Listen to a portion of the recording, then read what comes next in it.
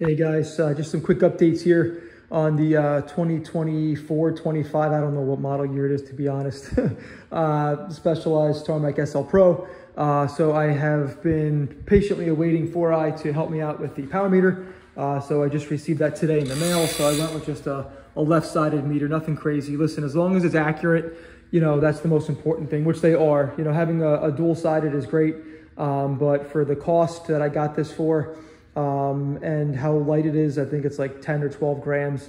Not that I'm chasing a weight weenie build here, but I think it's just a good play.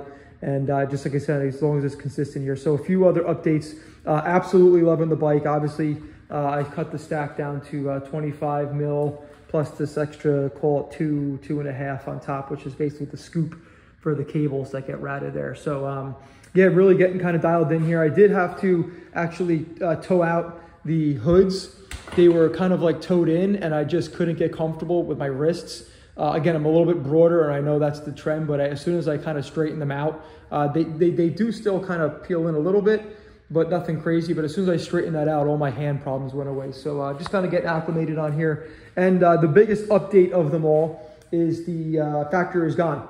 So, which says a lot about the SL8 here. So everybody knows that the Factor Ostro has been near and dear to my heart. It has been the benchmark road bike for me. It is the best performing road bike that I've ever ridden. And to this day, I can't say that the Tarmac SL8 is better. It's just, again, just different. I definitely think it's more comfortable in terms of like absorbing road buzz.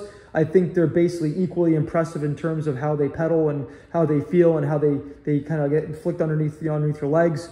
You know, kind of dancing when you're putting down some power. So I'm still getting used to this, so I don't want to give it my final assessment yet in terms of which one I think is better. I think at this point they're still equal. I might tick up a little bit on the Ostro just because how stiff it was, and you know how I think really the quality control is a little bit better from Factor, because again, you're dealing with a boutique shop in very small batches. You know, you got little things here where there's like a little bit of a, you can't see it, but there's like a little bit of a paint run right here.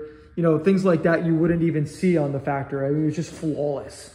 So again, no issue with the ride, but I think the fit and finish and the quality control was a little bit better on the Factor. You see like right there, there's just like a little bit of like paint where I guess they must have been taped.